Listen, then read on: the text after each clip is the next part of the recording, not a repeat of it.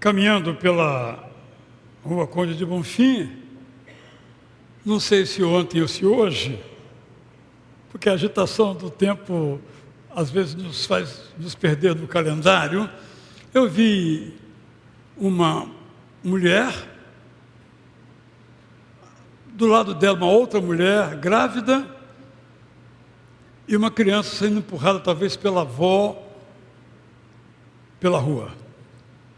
Muita ternura, embora à distância, aquele gesto para mim ecoou.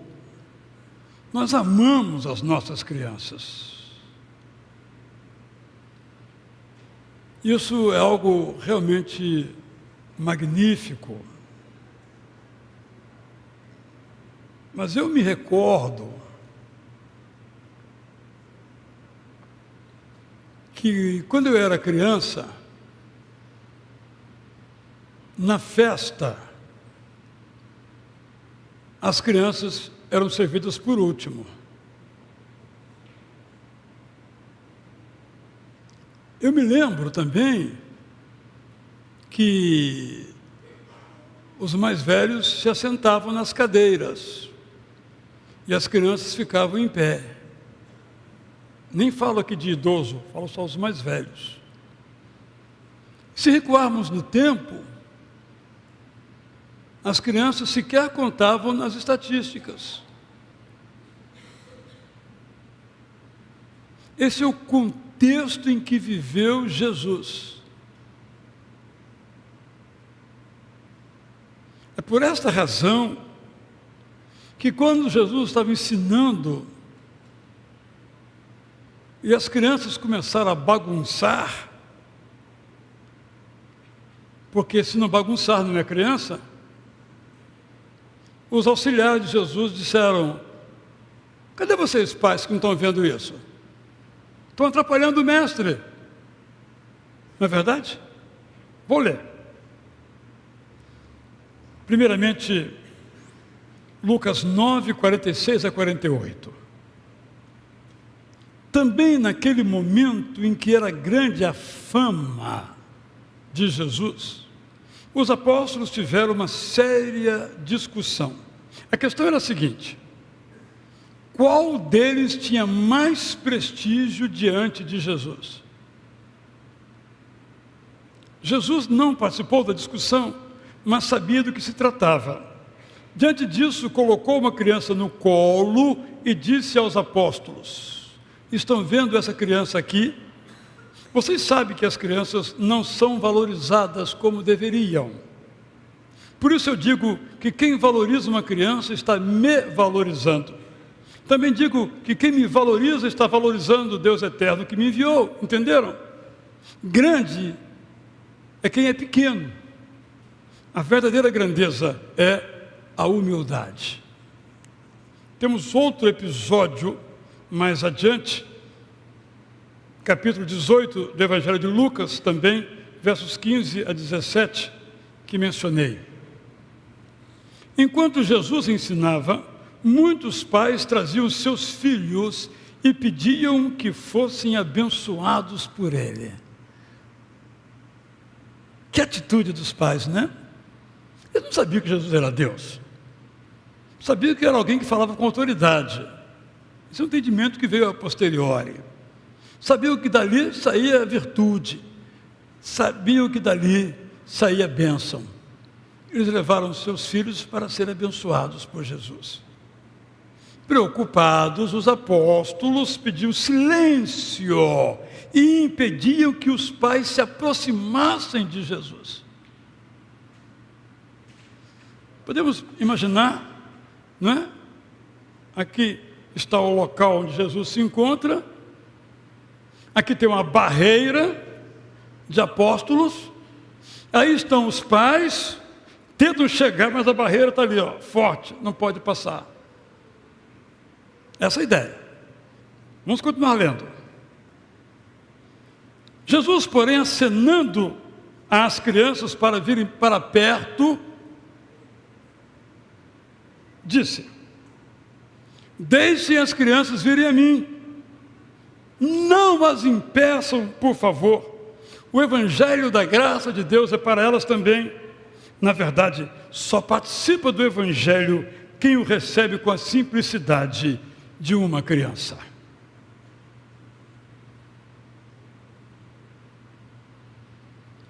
Amamos as nossas crianças e nossas famílias e tudo fazemos por elas. Sobretudo, educamos com o nosso afeto e educamos com os nossos exemplos.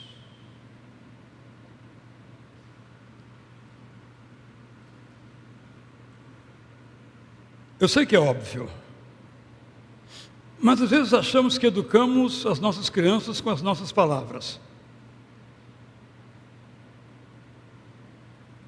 Nossas palavras só vão funcionar se estiverem de acordo com os nossos gestos. A minha palavra pode ser poderosa, pode ser um versículo da Bíblia, pode ser um hino bonito, mas se aquilo que eu canto, digo ou oro, não tem consonância, não está sendo corroborado, confirmado pelo que eu faço, a nossa criança não me ouvirá.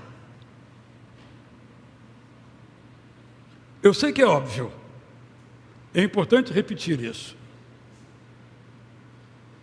Desejamos que as crianças estejam em casa na igreja. Esteja na igreja como se estivesse em casa. Nós desejamos isso.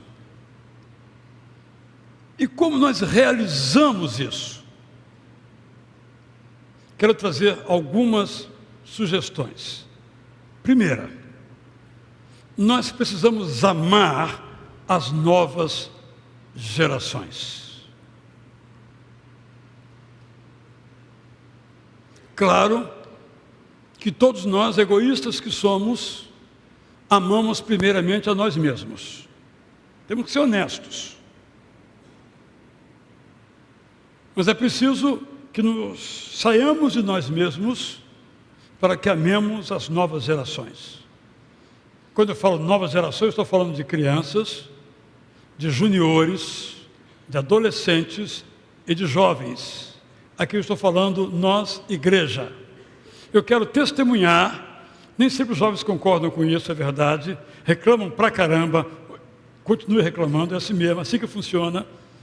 Mas tem aqui o Mateus, que já foi presidente da igreja, por exemplo, que sempre a diretoria de nossa igreja, chegando um pedido dos jovens, às vezes os mais absurdos, porque se não for absurdo também não é jovem.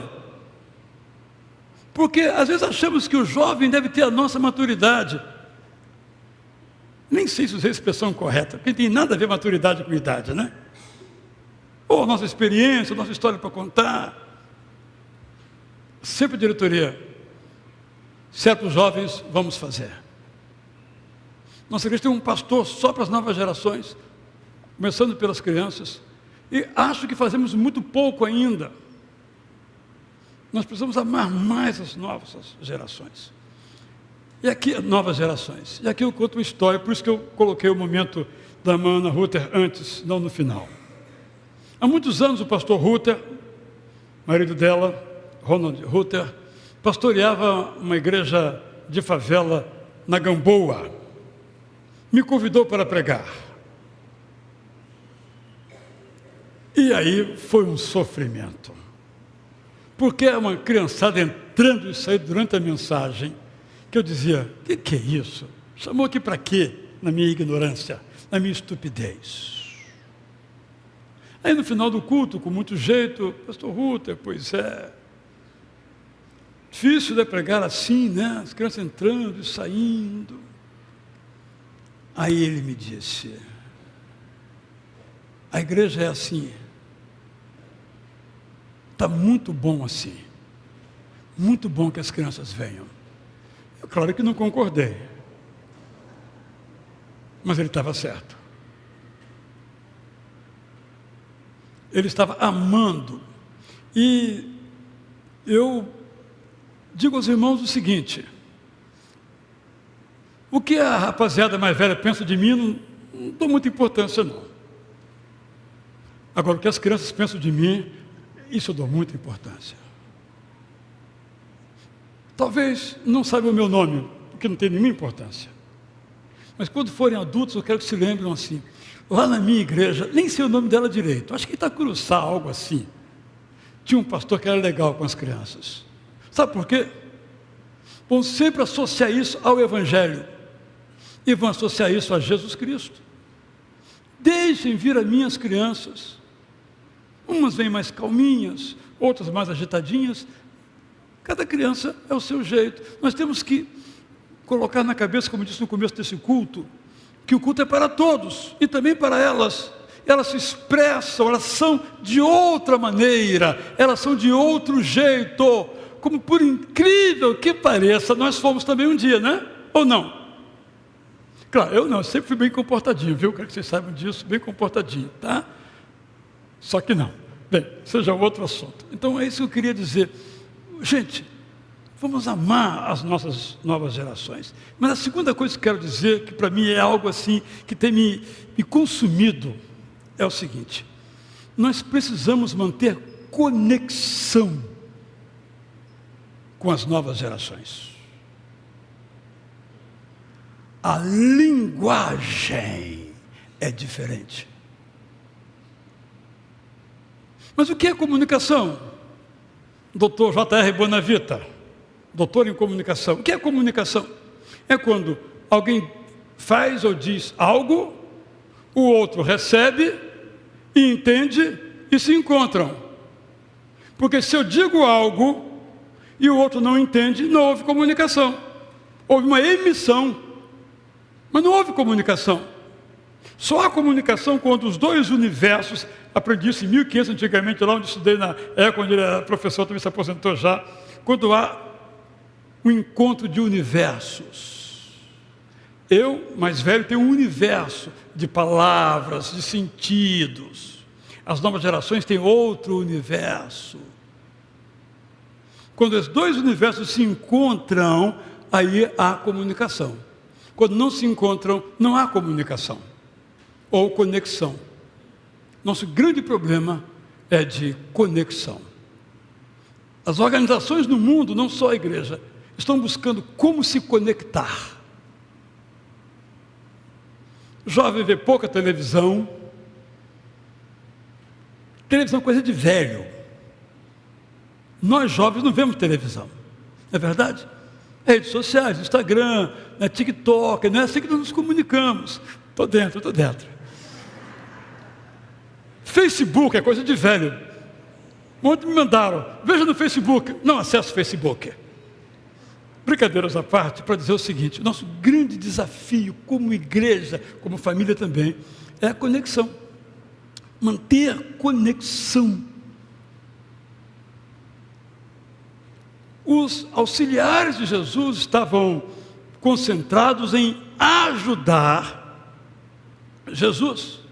Tão compenetrados estavam que se esqueceram das novas gerações. E quem se esquece das novas gerações, se esquece de Jesus. E essas gerações não vão se lembrar de Jesus. Isso é desesperador, meus irmãos. Sinceramente, essa é a palavra, desesperador. Porque nós não estamos conseguindo fazer conexão com as novas gerações. Talvez aqui na igreja consigamos, mas é uma diminuta, quantitativamente falando, conexão. Mas a nossa comunicação com o mundo da juventude fora daqui não encontra conexão. É fácil colocar a culpa neles, está resolvido. Só que não. Nós temos essa tarefa. Eu me lembrei de Moisés. Moisés morreu. Josué o substituiu. Paulo morreu. Timóteo substituiu.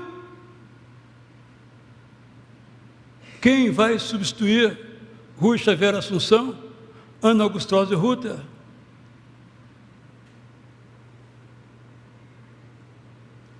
Para, então, manter essa comunicação, nós temos que nos curvar na humildade. Sabe o que é ser humilde? Ser humilde é não se considerar superior ou melhor do que o outro. Muito difícil. É muito difícil eu não me achar melhor do que os outros. É muito difícil eu não achar melhor que uma criança que, aspas, não sabe nada. É muito difícil eu pegar um jovem cheio de piercing e tatuagem e não me achar superior a ele. Não é verdade? Mas não tem nada a ver uma coisa com a outra. Eu contei aqui para vocês uma vez, foi um grupo lá em casa, para estar com a minha filha, eu estava lá, tudo tatuado, coisa horrorosa. Aí comecei a conversar com eles, sabe o que eu concluí? Primeiro com quem eu conversei, era mais crente do que eu, que não uso tatuagem. O que eu quero dizer é que humildade é exatamente isso. Por isso Jesus diz, olha, quer receber o Evangelho da graça de Deus? É com humildade e com simplicidade. Senão não recebe, fica longe, fica fora. Nós temos que nos curvar na linguagem também. Há muitos anos, eu me encontrei com um pregador, a quem admirava muito, chamado Hélio Schwartz Lima, alguns aqui certamente conheceram. Eu era o diretor do Seminário do Sul e o convidei para pregar. Eu falei, Hélio, eu ouvi um sermão seu lá na Igreja Batista Central de Campinas, gostei demais do seu sermão, quero que você venha pregar aqui na capela do seminário. Ele falou, eu vou, mas eu não prego mais daquele jeito, não comunica mais.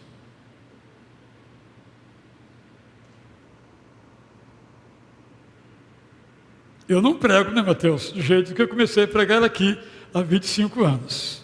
Porque se eu pregasse, não comunicaria mais. Porque vocês mudaram.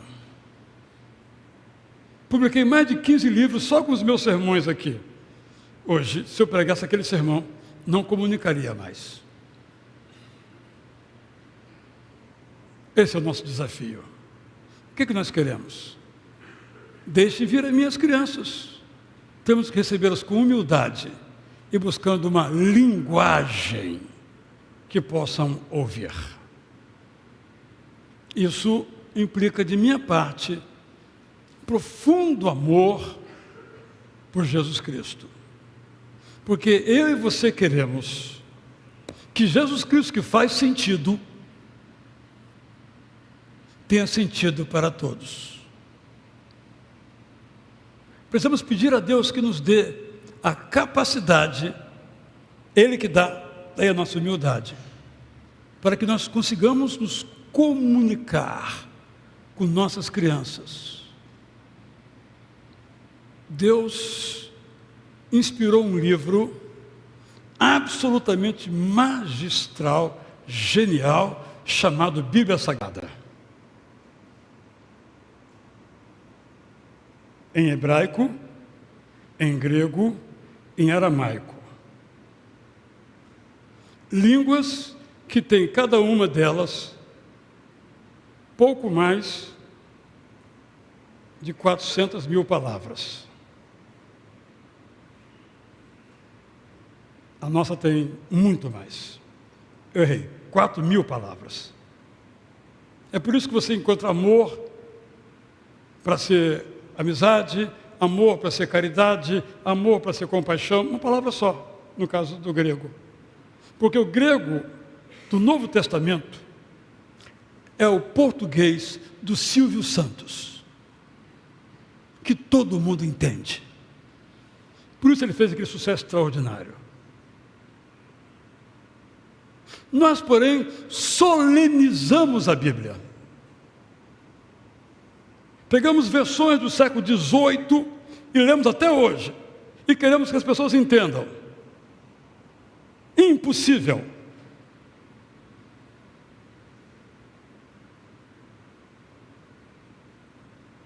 Eu estou absolutamente convencido,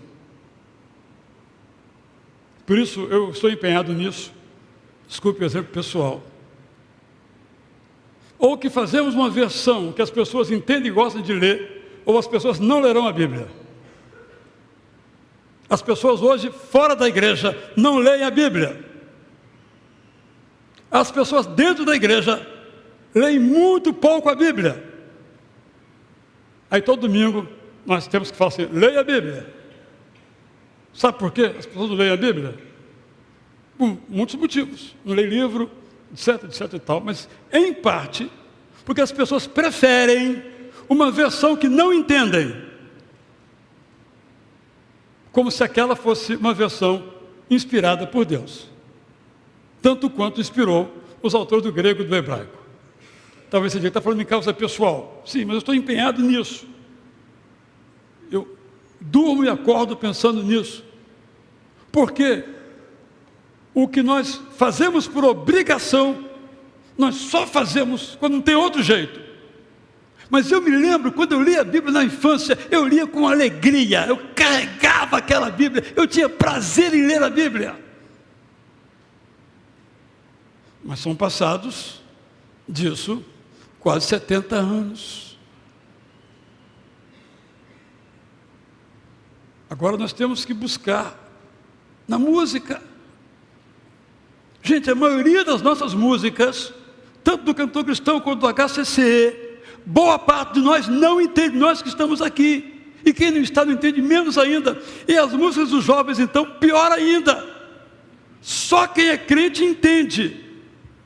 Nos atos do Senhor, quem sabe o que é isso? Não é? O pardal encontrou, ninguém sabe o que é isso. As músicas que vocês fazem, só vocês entendem, nem nós velhos entendemos. E quem está lá fora também não entende, não tem conexão só entre vocês. Mas também as velhas também, vocês também não entendem. Então temos que buscar uma comunicação, gente, ou não? Para quê? Para que Jesus seja mais amado e salve mais pessoas. É isso que interessa, não a minha forma de culto assim, de música desse jeito, de versão daquele jeito. Isso não tem nenhuma importância, é meio para que Jesus seja amado, para que então nós não impeçamos que as pessoas venham a Cristo. Eu me empolguei porque eu estou realmente com essa preocupação. Eu converso com as pessoas na rua. Estava almoçando num restaurante, no hospital, e tinha uma moça muito simpática. Não posso dizer o nome dela aqui, porque não convém. Muito simpática. Você gosta de ler? Gosto. Vou lhe trazer um livro escrito por mim. É? Tal. O que você gosta de ler? Ficção. Você escreve sobre o quê? Eu escrevo sobre Bíblia. Ela falou, então, eu espero que ela leia, que eu vou levar para ela e goste. É um desafio que eu tenho. Não é verdade? Porque, repito, por que o pessoal prefere Instagram ou WhatsApp a um livro? É mais gostoso, mais rapidinho. Mas eu quero terminar positivamente. Aqui temos ainda paz aqui ainda. Eu há muitos anos escrevi um Bom Dia Amigo, em que eu dizia a seguinte: faça do seu filho uma ilha cercada de livros. Quero deixar esse estímulo aqui. Você que tem filho, você que tem neto, encha a casa de livro. Se vai ler ou não vai ler, já é um outro assunto. Mas ele vai ler ou ela vai ler se vir você lendo. Adianta você encher a casa de livro e você só fica no WhatsApp o dia todo. Então, que o livro, não só a Bíblia, principalmente a Bíblia, é um instrumento de crescimento pessoal, de desenvolvimento pessoal, de autossuperação. A Bíblia é esse livro. E os bons livros também.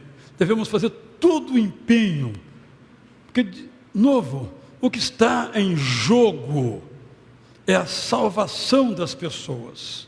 As nossas formas ou fórmulas. O tempo envelhece. Mas a mensagem de Jesus, essa nunca vai envelhecer. Mas embora não envelheça, é mistério que mais pessoas gostem e amem esta palavra. Vamos juntos? Então vamos cantar. Vamos ficar em pé e vamos cantar.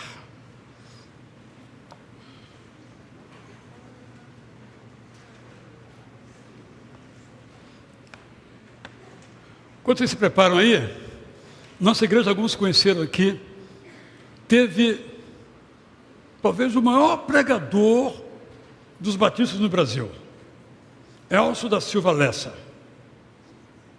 um cantador. A primeira igreja teve um dos maiores pregadores do Brasil, João Filson Solém. Mas se eles pregassem hoje daquele jeito, ninguém os ouviria. Eu sei que alguns vão discordar, o que é ótimo. Mas nós temos uma meta, que não é a nossa glória, nem de nossa igreja. Essa igreja não tem nenhuma importância. O que importa é Jesus Cristo.